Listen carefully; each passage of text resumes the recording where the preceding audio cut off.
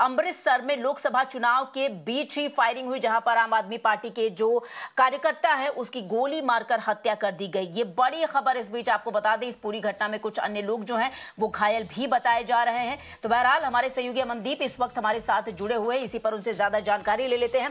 अमनदीप, एक तरफ आप भटिंडा के बारे में भी हमें जानकारी दीजिएगा कि वहां का क्या कुछ कहता है समीकरण चुनाव से संबंधित। पोलिंग बूथ पर है तो लोग क्या सुबह के समय को उचित समझकर पोलिंग बूथ की तरफ अग्रसर हो रहे हैं, अपना वोट कास्ट करेंगे। लेकिन सबसे पहले आपसे मैं जानकारी चाहूंगी इस बड़ी ब्रेकिंग पर, जो अमृतसर में फायरिंग की घटना सामने आई है, जिसमें आम आदमी पार्टी के एक कार्यकर्ता के जान जाने की भी खबर सामने आई है।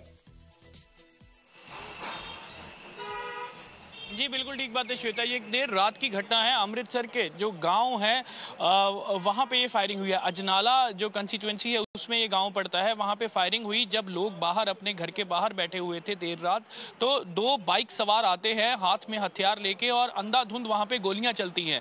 और जिसमें एक जो है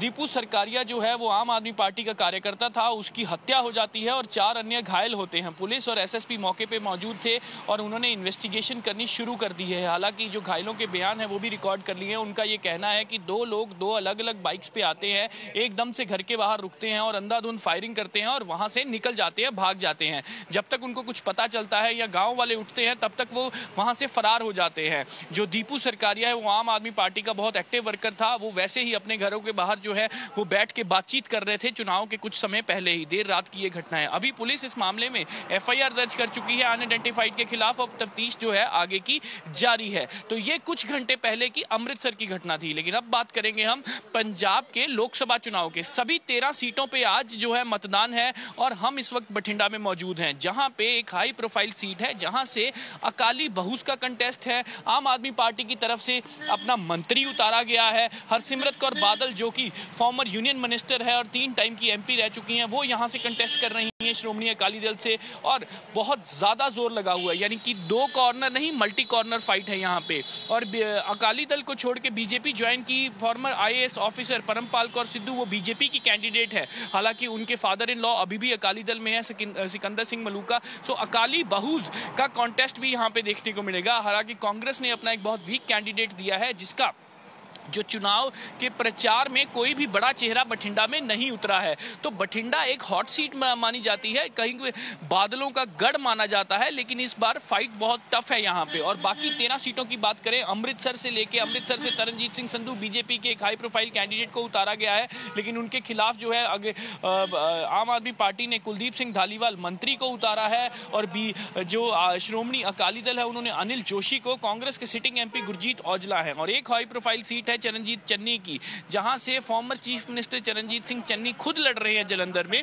और उनके खिलाफ जो है बीजेपी के सुशील कुमार रिंकू, जो कि कभी आम आदमी पार्टी के सिटिंग एमपी थे, उन्होंने बीजेपी ज्वाइन की और बीजेपी के कैंडिडेट बन गए। और पवन कुमार टीनू जो पहले श्रोमणी अकाली दल में थे, वो आम आदमी पार्टी के कैंडिडेट बन गए। और महेंद्र केपी जो पहले कांग्रेस में थे और वो अकाली दल के कैंडिडेट बन गए। सो इस तरह से वहां पे भी कॉन्टेस्ट जो है वो मल्टी कॉर्नर। हालांकि पंजाब में लोकल मुद्दों पे ज्यादा बात हो रही है, लॉ एंड ऑर्डर के मुद्दे पे ज्यादा बात हो रही है, ड्रग्स के मुद्दे पे ज्यादा बात हो रही है, और जो सेक्रेलेज के केसेस हैं उस पे ज्यादा बात हो रही है, अनएम्प्लॉयमेंट पे ज्यादा बात हो रही है। लेकिन आम आदमी पार्टी ये कह रही है अपनी कैंपेन में कि उन्होंने मुफ्त बिजली और एजुकेशन हेल्थ सेक्टर में बहुत काम किया है, उसके ऊपर वोट मांगने जा रही है। लेकिन कांग्रेस पार्टी और पंजाब, श्वेता मैं आपको एक बात बता दूं कि पंजाब इकलौता ऐसा राज्य है जहां पे इंडी ब्लॉक आमने सामने है, यानी कि आम आदमी पार्टी और कांग्रेस पार्टी आमने सामने चुनाव लड़ रहे हैं, एक दूसरे पे जम के